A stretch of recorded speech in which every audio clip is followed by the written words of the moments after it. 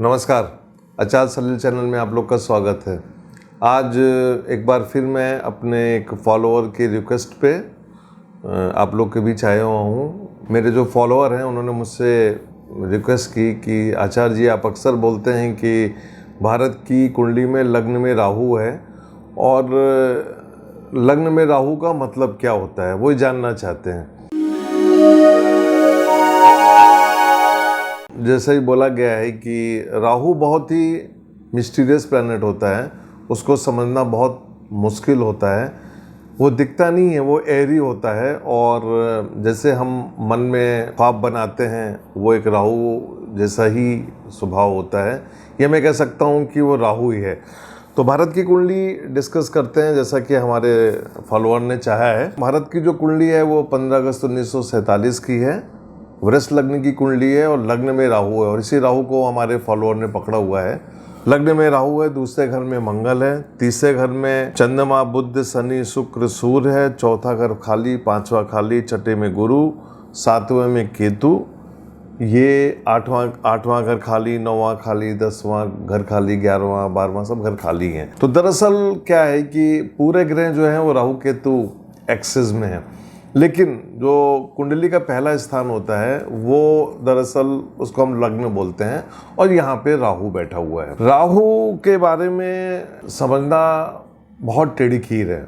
जितने भी ज्योतिषी होते हैं कितनी भी बात करें, लेकिन राहु हर बार एक छलिया ग्रह होता है और अपने छल के हिसाब से वो नेचर को बदलता रहता है। जैसे आजकल आप देखिए जो कोरोना वायरस है वो म्यूटेंट होता रहता है।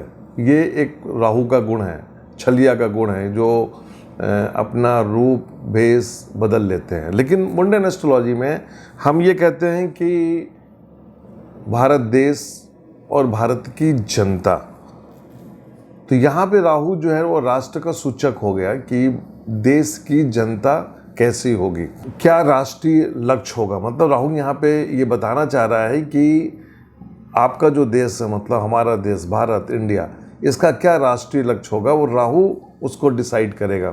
मैं अपने फॉलोअर्स को बताना चाहता हूँ कि जब देश आज़ाद हो रहा था उस ज़माने में बहुत से ज्योतिषियों को बुला के चर्चा की गई थी और ज्योतिषियों ने कहा था कि टाइम अच्छा नहीं है, लेकिन फिर भी ज्योतिषियों की कुछ सलाह मान के 15 अगस्त को जब देश को आज़ादी दी गई उस समय स्थिर लग्न पे देश आज़ाद हुआ। और वहीं आप देखिए 24 घंटे पहले और 24 घंटे बाद की जो स्थितियां थी वो बड़ी ख़राब थी। और मैं पाकिस्तान की कुंडली अब यहाँ पे डिस्कस नहीं करना चाहता। भारत में एक स्थिर लग्न में आज़ादी मिली और ये आज़ादी कहीं ना कहीं कुछ जाके, भले ही मुहूर्त खराब था, ग्रहों की स्थिति खराब थी, लेकिन एक स्थिर लग्न जो था उसने हमको एक 70 साल से ऊपर का जो हमारा एक आज़ाद भारत का जो एक समय हमने देखा वो कुछ हद तक, बहुत अच्छा तो मैं नहीं बोलूँगा, कुछ हद तक ठीक ही ठाक गया। क्या करता है राहु? राहु दरअसल यहाँ की जनता को पश्चिम से जोड़ता है। इसलिए आप देखिएगा कि हमारे लोग जो हैं, हमारी जो जनता है वो अक्सर यूरोप अमेरिका की तरफ झुकी हुई नज़र आती है। ये हमारे देश के लोगों का एक मानसिकता थी और रहेगी, आगे भी वो रहेगी, इसमें कोई दो राय नहीं है। अब सवाल ये होता है कि इसमें निगेटिव चीज़ क्या है। तो निगेटिव चीज़ मैं ये बताना चाहता हूँ। आप देखिए जब इलेक्ट्रॉनिक का ज़माना आया तो देश ने काफ़ी तरक्की करी। पिछले 30 सालों में आप देखिए टेलीविज़न के क्षेत्र में, इलेक्ट्रॉनिक के क्षेत्र में, मोबाइल के क्षेत्र में इस देश ने बहुत तरक्की करी और हमने दरअसल पश्चिम को फॉलो किया। जो पश्चिम में हुआ हमने उसको फॉलो किया, जो पश्चिम में डेवलपमेंट हुआ उसी डेवलपमेंट को हमने फॉलो किया। लेकिन क्या हम लोग अपने देश के प्रति वफादार रहे? राहु ने हमको ऐसा नहीं करने दिया, जो कि राहु का एक नेचर है। आप ध्यान से देखिए पिछले 2-3 सालों में सोशल मीडिया में, खासतौर से यूट्यूब में आप देखेंगे तो न्यूज़ के चैनलों की बाढ़ आई। क्या उनमें न्यूज़ सही थी? मैं मानता हूँ नहीं थी, क्योंकि यहाँ पे राहु का प्रभाव है। जितना हमने इलेक्ट्रॉनिक मीडिया को, जितने चैनल हमारे यहाँ हैं, क्या उतने बाहर किसी कंट्री में हैं? नहीं है। राहु का फल है। आप ध्यान से देखिएगा कि 70 साल पहले का भारत और उसके और पीछे जाएंगे मुगल कालीन भारत, उसके पीछे जाएंगे तो छोटी छोटी रियासतों का भारत एक अलग था। मुगल काल में एक अलग भारत था, अंग्रेजों के काल में एक अलग भारत था, लेकिन 70 सालों में हमारा जो मानसिकता थी वो बहुत ही भोगी प्रवृत्ति की मानसिकता रही है। वर्तमान में जो हमारी सरकार है एक बहुमत वाली सरकार है, लेकिन हमारे यहाँ के लोग अक्सर एक न्यूज़ चलाते हैं, क्या प्रधानमंत्री रिजाइन करेंगे, क्या प्रधानमंत्री जा रहे हैं, अगला प्रधानमंत्री कौन आएगा। अरे भाई, जो प्रधानमंत्री है उसको 5 साल का जनता ने बहुमत दिया है, लेकिन नहीं, ये राहु है जो लोगों को प्रेरित करेगा, लोगों को बरगलाएगा, मिसगाइड करेगा कि नहीं आप कुछ ऐसा माहौल क्रिएट करो। क्या विश्व की और देशों में ऐसा होता है? मेरे ख्याल से ऐसा कुछ नहीं होता है, सिर्फ हमारे यहाँ होता है। आगे क्या होगा, यदि हम आगे देखें कि भारत का क्या होगा, तो आप ये देखिए कि इस राहु का जो फल होगा 2032 में आपको फिर देखने को मिलेगा, और ख़ास तौर से 2032 से 2050 के बीच का जो समय होगा, हम लोग तो नहीं रहेंगे, लेकिन ये समय राहु पूरी तरह से इस कंट्री को अपने इन्फ्लुएंस में ले लेगा। और वो जो इन्फ्लुएंस होगा, मेरा ये मानना है कि इस देश को गर्त में ले जाएगा। हमें इससे बचना है। अब हमें इससे बचने के लिए क्या करना होगा, ये सरकार को डिसाइड करना है। ज्योतिषी सिर्फ अपनी एक सलाह दे सकते हैं कि हमको उस वक्त क्या क्या सावधानी बरतनी चाहिए। इसके लिए मैं एक नया वीडियो आप लोगों को दूंगा, खास तौर से 2032 से 2050 के बीच के लिए। अभी चंद्रमा की महादशा चल रही है, हमने कई बार इसको डिस्कस किया है कि चंद्रमा की महादशा अड़चनों से भरी महादशा होती है। चंद्रमा के बाद फिर मंगल की महादशा होगी, तो वो भी कुछ न कुछ समस्याएं लेके रहेगी। तो ओवरऑल हम देखें, हमारे देश का जो भविष्य है वो थोड़ा सा डाउन रहेगा। हम ज़्यादा उछल नहीं पाएंगे या हम ज़्यादा नहीं आगे बढ़ पाएंगे।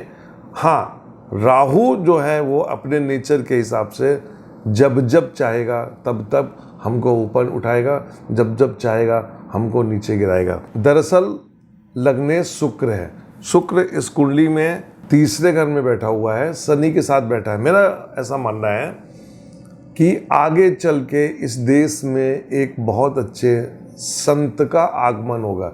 अभी हमारे यहाँ कोई संत नहीं है, हमारे यहाँ कोई ऐसा स्पिरिचुअल आदमी नहीं है जो देश को एक मैसेज दे सके। अभी हमारे यहाँ जितने भी साधु संत हैं वो दरअसल साधु संत नहीं है, वो एक बिजनेसमैन है। हमको तलाश रहेगी क्या ये राहु एक संत देगा हमको, क्या राहु की दशा शुरू होने से पहले, खासतौर से जब मंगल की दशा होगी 2025 से, वहाँ पे कोई संत का आगमन होगा जो इस देश का दिशा निर्धारण करेगा। ये हमको देखने वाली बात है। मैं इस चैनल के माध्यम से इतना ही बताना चाहूँगा कि समय संभल के चलने वाला है।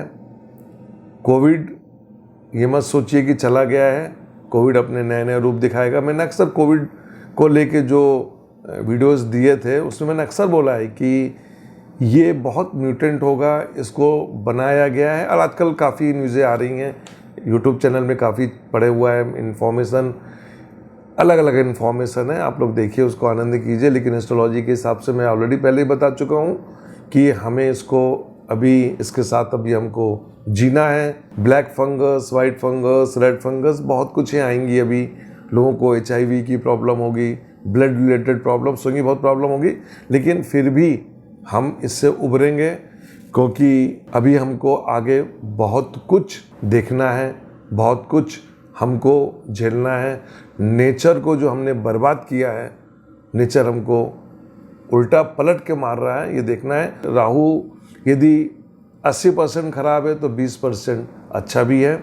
हमको एक भोग का जीवन दिया है उसने, खासतौर से टीवी, मीडिया और ये सब जो कुछ है सब राहु के फल हैं। यही राहु हमको एक नए संत से परिचित कराएगा जो इस देश में अपने असर को, अपने ज्ञान को देके हमको बचाएगा। खासतौर से आगे आने वाली जनता जो होगी हमारी, जो हमारी आगे आने वाली जनरेशन्स होंगे उनको कहीं ना कहीं जाके बचाएगा, वो दुष्परिणामों से बचाएगा। मेरे मित्र ने जानना चाहा है कि जैसे हम रेमेडी बताते हैं, क्या ऐसा हो सकता है कि देश की दूसरी कुंडली हो सकती है? बिल्कुल हो सकती है।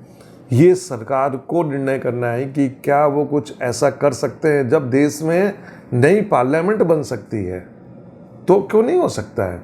और मैं समझता हूँ कि आगे चल के बहुत कुछ होने वाला है, और ख़ासतौर से 2029 और 30 का जो समय होगा ये देश को एक नई कुंडली देगा। मैं एक इशारा कर रहा हूँ कि आगे आने वाले समय में देश में क्या क्या परिवर्तन होंगे।